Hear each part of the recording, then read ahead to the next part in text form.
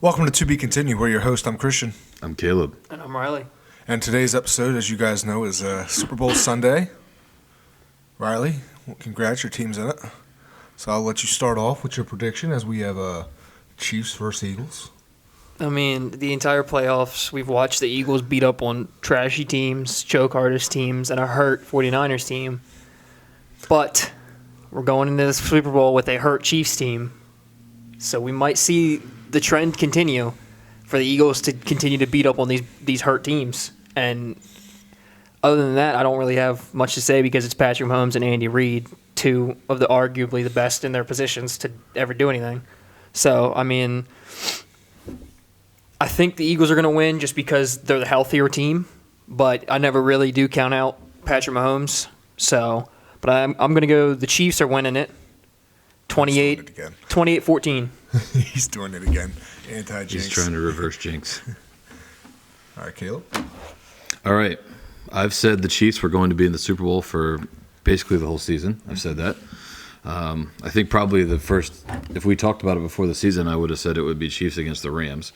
But obviously that half didn't work out. Thank God we never did that episode. If Stafford had stayed healthy and Kupp had stayed healthy, it would have happened. But whatever. That offensive line was pretty shoddy. Nah, it's okay. They would have figured it out. They would have But got anyways. killed by Hassan Reddick. Nah, they've been aight. That's where Noteboom would have been lined up. He's their one good player. Anyway, so I'm not going to go away from the Chiefs. I know Patrick Mahomes is hurt. I know the receiving core is banged up. They're not going to have McCole Hardman, and that's a big loss.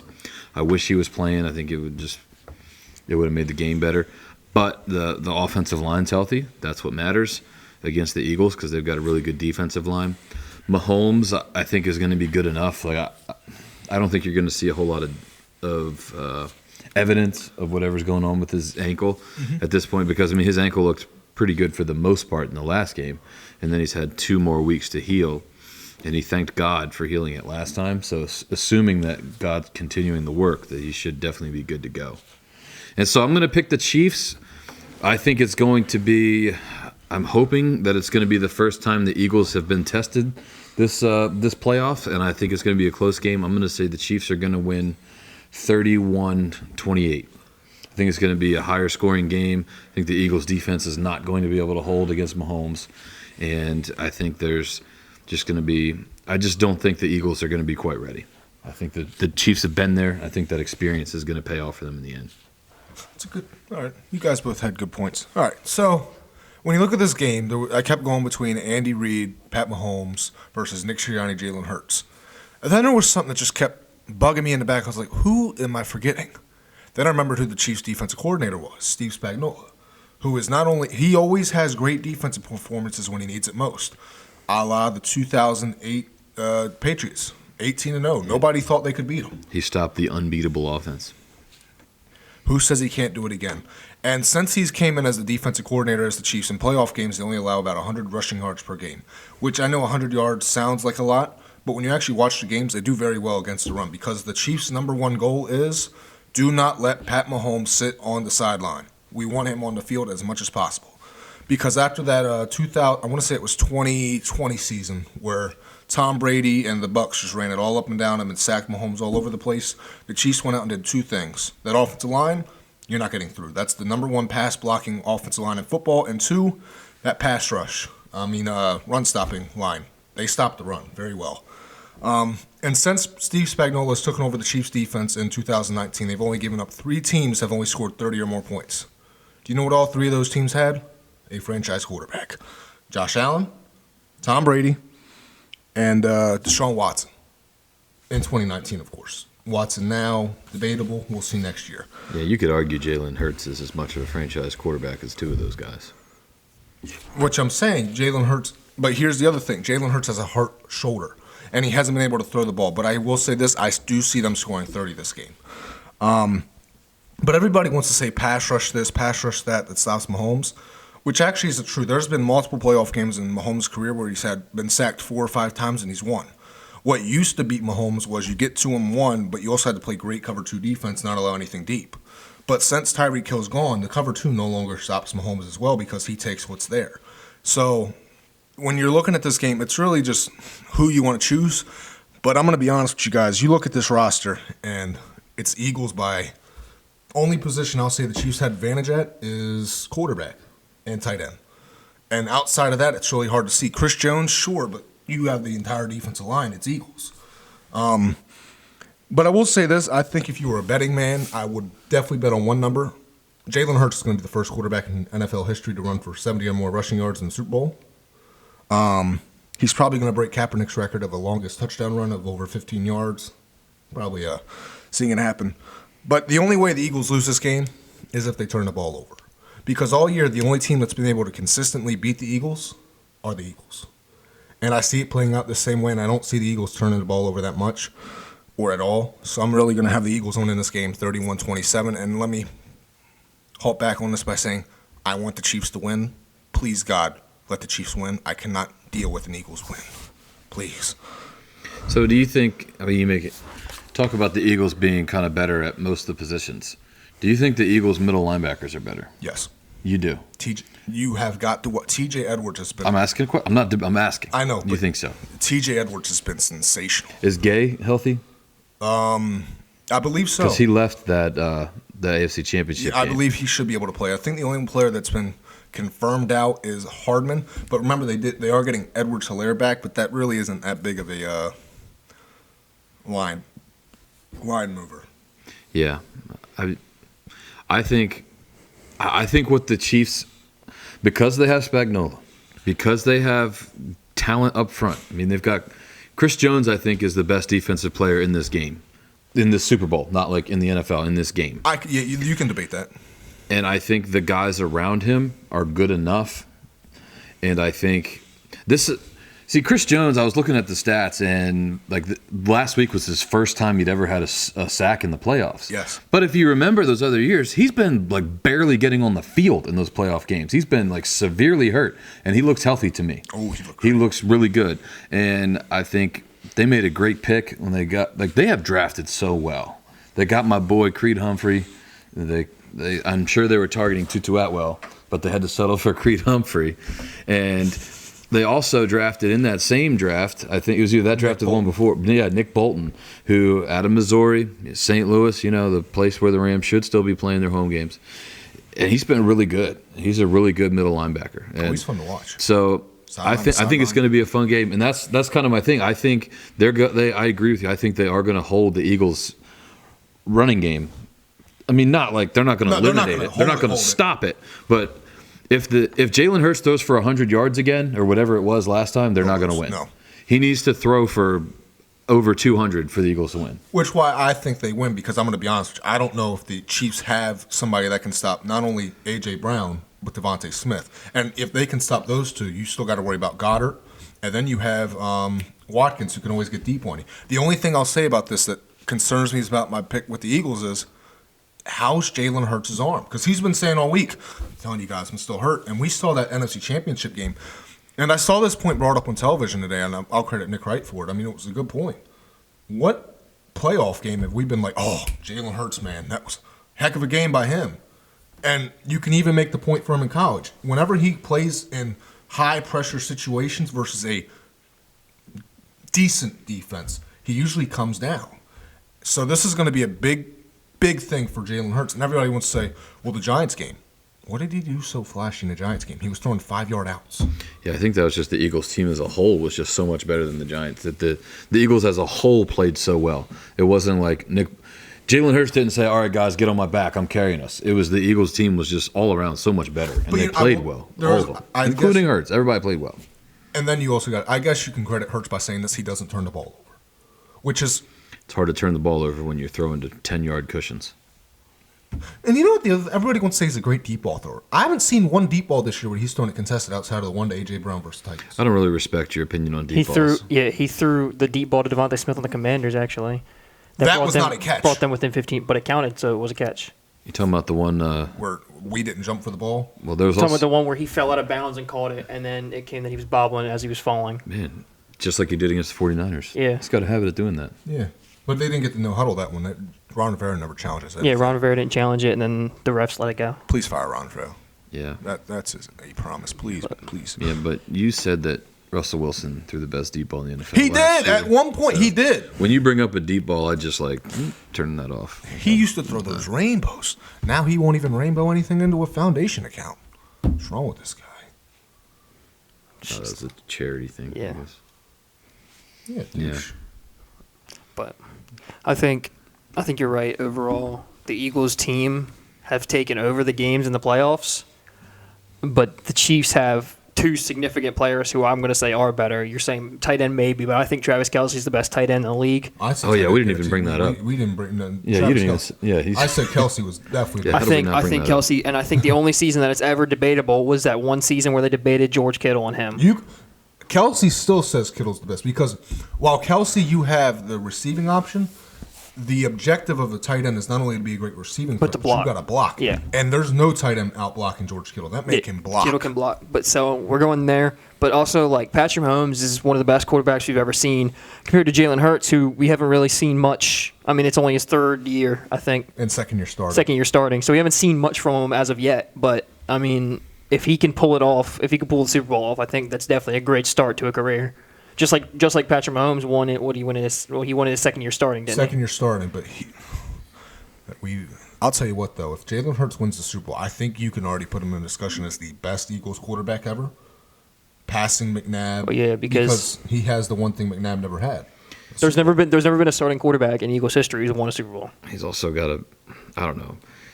He's not going up against a fully loaded Patriots team either, like That's true. McNabb did. Like, he's got everything that could go right for the Eagles this year has gone right for them. And that's kind of what makes me think that, like, I want the Chiefs to win, and I'm picking with my heart and not my head. But, I mean, I honestly do. I think the Eagles most likely will win. I think they're better. I think everything has gone right for them. And even meeting the Chiefs with Mahomes a little hobbled, with Kelsey a little hobbled, with Hardman not even playing, like, and who knows, like, Kadarius Toney's probably going to play one snap and then fall down and break his leg, whatever. Yeah, he's brittle as can be. So I do think everything, it kind of feels like it could be the Eagles' year, but nobody chokes like a Philadelphia team. Yeah. And so... And I'll question that by saying nobody chokes like Andy Reid.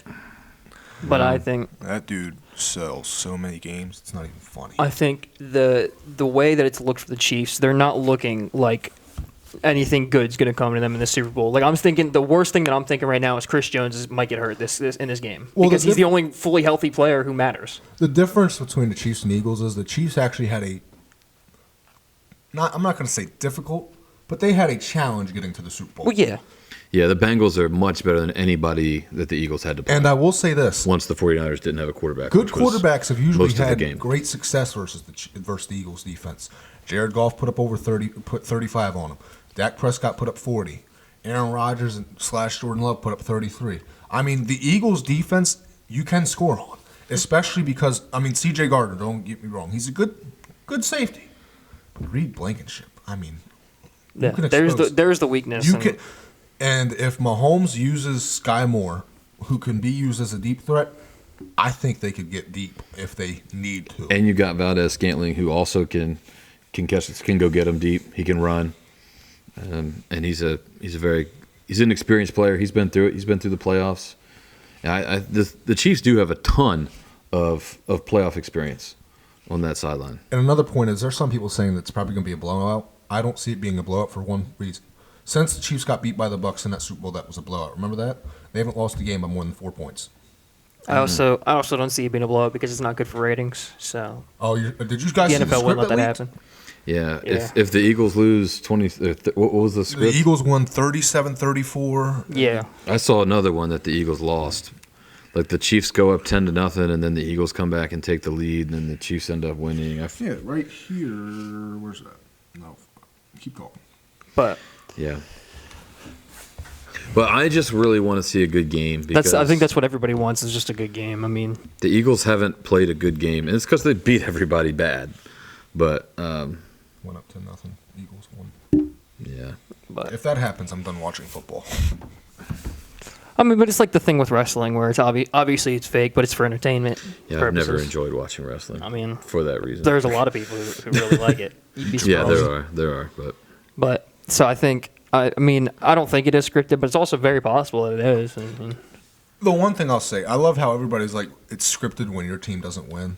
but I don't think it's scripted. I like Dan Orlovsky's comment where he said, I was so bummed out when I read the script for this one when he ran out of the back of the end zone. Then there was the other one with that Eagles player that got like, the one that got charged with like human trafficking or rape or something, and like the picture. This is not a laughing matter, but the picture was him like sitting there like looking at it. It was like when you read the script for this week and you saw that you got charged. But Yeah, I think it's made for some good memes, but I don't think it's scripted. Everybody would say it's scripted when your team doesn't win. Yeah. Now it might be favored. I can see it favored. They might call it a certain way to kind of make it lean one way, but I don't think it's literally scripted like play for play. Now they might say like there might be like kind of something that comes down from Vegas or whatever. They're like, hey, we want the Chiefs to win this game, and then any close calls going the Chiefs' way. Yeah. I mean, I wouldn't be shocked if that's a thing. I will say this: whoever wins the Super Bowl will be the first team outside of New England to have 2 or more Super Bowls in the last 10 years. Because New England has 3, everybody else has 1. New England fell off once Tom Brady left. Like after Tom Brady left, like that entire team fell apart. Gronk left, Amendola left, like the entire Richard Sherman gone. Like that entire team just vanished out of nowhere. Which is expected once you lose your franchise guy. I mean, Yeah, but they didn't just lose the franchise guy; they lost the franchise. Like all they have left is Bill Belichick. You know what else they lost? And this has kind of happened to the Rams as well. Like when you have a really good team with a really good head coach, the coaching staff gets picked over. And like they just lose coach after coach after coach. And sooner or later, that's going to make a difference. Like you can't pick a great coach every single time. You're going to make some bad ones. So the Patriots had good stuff going. Matt Patricia was good in his role as a defensive coordinator. Picked off to be a head coach. Shouldn't have been. Joe Judge, good in his role as special teams and wide receivers coach. And he got yanked off and became a head coach. Shouldn't have been. And like you've seen that, like look at all the head coaches from the Rams or even from the 49ers. That I will say one thing about that. They would still have been good last year if Bill Belichick's ego didn't get in the way. Why are you going to make Matt Patricia the offensive coordinator and make Joe Judge the quarterback's coach? They don't know that side of the football. I understand you're the GOAT head coach. Doesn't mean you have to keep trying to prove it. Just make the smart hire, which is why Bill O'Brien was a great hire. I think maybe he was just trying to, again, be the smartest guy in the room, but also help those guys' career along. Because those are his guys. He wants them to be great head coaches, and they failed in their first spot. So he's thinking, okay, they're good at this. Let me make them good at this as well. Which is kind of what I think the Rams did with Raheem Morris, who was an offensive guy, and then they were like, hey, you're our defensive coordinator now. And here he is, hopefully getting ready to be a slam dunk hire for the Indianapolis Colts. He's down to the 4 finalists. Yeah, and that's really good because the Rams will also get a couple third-round picks out of that. But honestly, the Colts have drugged their feet so long. I wish every candidate in there were like, nah, we don't want it. The reason they're doing it is because they're waiting until after the Super Bowl so nobody can do a Josh McDaniels thing. Yeah, but it's kind of malarkey because like a team. So if let's say Raheem Morris leaves, all the good D coordinators are already picked over. Like you're going to have to promote from within basically because their top targets are gone. Somebody else has hired them already. Yeah. I will say this, it's as bad as we've all been getting on the Colts case, how bad is it that the Cardinals had to go down to like the targets that nobody wanted because nobody wants to go there. Nobody wants to with Kyler Murray. Because the Cardinals are built as a good team. They have a quarterback who's ranked high, and if you look at different rankings, he's ranked high. He sucks. You have one of the best in his prime left ends that was on the team. He's not there anymore. You have one of the best in his prime wide receivers, DeAndre Hopkins, that's there. You have Zach Ertz in his prime, one of the best tight ends. That team is built to be good, but they are not, and they're terrible. The reason nobody wants that job, do those things matter? Absolutely. But everybody looks at this $46 million quarterback who's a me guy, and they're like, I got to make sure I fix him or I get fired immediately. Yeah. Nobody wants to tie their head coaching career, which a lot of people only get one chance at, to a quarterback that doesn't care about the team. Exactly. And also, staying on the quarterback, he's the only player that's on that team that I can think of that's technically in their prime. A.J. Brown was past his prime. DeAndre Hopkins getting to past his prime. J.J. Watt past his prime. Zach Ertz. DeAndre Hopkins is going to be a Brown by the end of the offseason. Mark that down. I could see him off the Cardinals. I don't think he wants to be on the Cardinals because he definitely went there. He definitely went there because I'm saying the exact things now that all those players were in their primes. But when he got there, he realized It can be a Patriot. He might be paid. I'll give you that. He's got that Bill O'Brien connection. Belichick loves him. I definitely think he'll be off the Makes a lot of Cardinals, sense. but I couldn't predict. And where they he's said gonna go. they're trying to move him, so Yeah. like, it's not really a.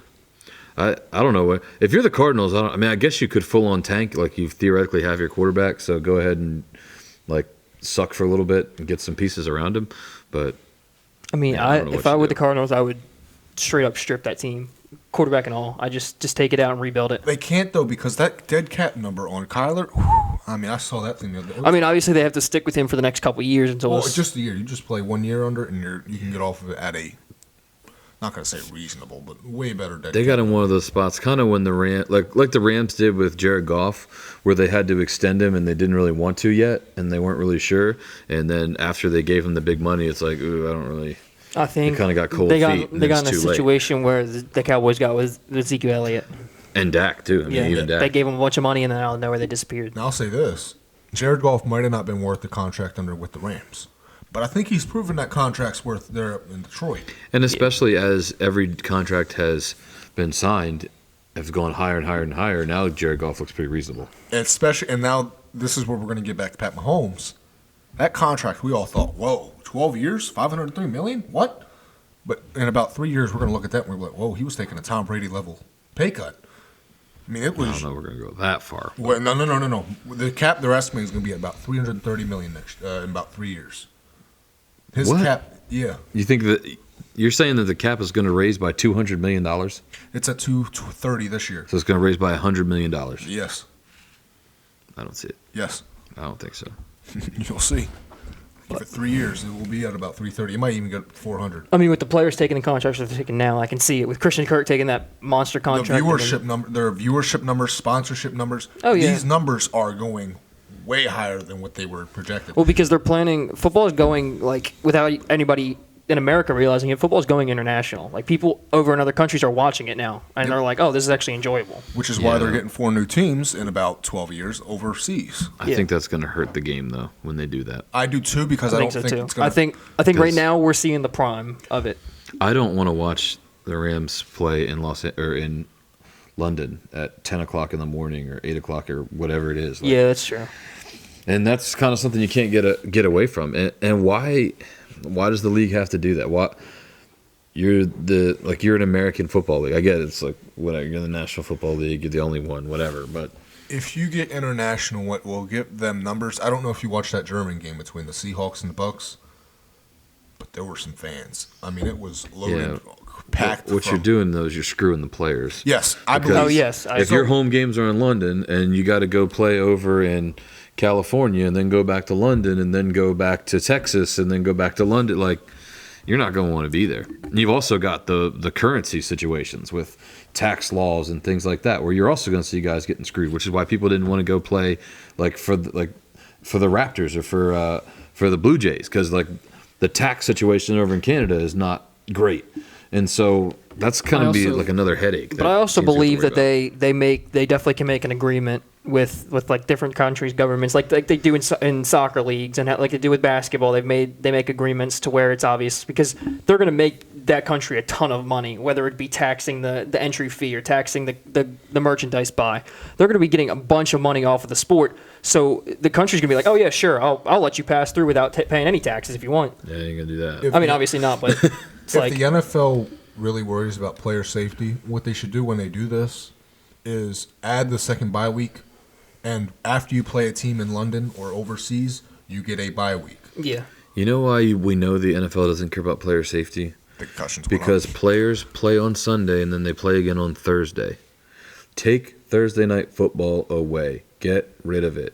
It's a terrible product anyway. Like those are the worst games of the year. Hey, they're going to start flexing the games. The only and that's thing the even worse. NFL cares about is money, and obviously that's what anybody in power cares about is money. But obviously they're going to lose a lot of money this year after the concussion rating went up, so they have to pay all those families who are going to have to worry about the concussions. They have to pay the medical bills, then they have to pay the CTE costs when they eventually retire and get diagnosed with CTE.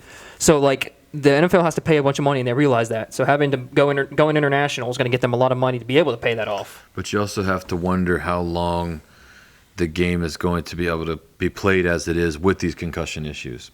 You're going to have parents that are not going to want their kids playing this sport because people are getting, and especially when the more you see things like what happened to Tim Tebow, like what happened to DeMar Hamlin in that game, the more you see these things that, like, those are two pretty serious things happen, and they happened in 1 year. Imagine if that happens 4 times, like just different things, but something like that, right? Like these major medical things. Parents watching this are like, I don't want my son playing that. I don't want my son playing a game where he could die, where he could have something that's going to affect him for life. And so I think there's going to be a limit. As much as we always want to say, parents want to see a limit there, they might do this, they might do that. There's always going to be another parent that's like, okay, you want to play football, you play football. Now, I'll say this, when I have a kid, do I want him playing football? No. But if that's what he chooses and that's what he's want to do, I guess that's what he's going to do. And that's all you really can do. But yeah. Anything else to go on the Super Bowl, though? Yeah, so back to the Super Bowl. That was a really long tangent. Sorry, guys. I don't know how we got there. But anyway, I'm rooting for the Chiefs. Chiefs, please. I kind of think the Eagles are going to win, but I'm going to pick the Chiefs because I'm just going to do it. Riley's rooting for the Eagles. He thinks the Eagles are going to win, but he doesn't want to pick them because he's trying to reverse jinx them because it's worked so far. Hey, and anybody who's rooting against the Eagles this weekend, make sure to wear green. Just wear green. Yeah, wear green. Wear green. Anyway, anything else? All right. Thank you for watching this episode. Until next time. To be continued.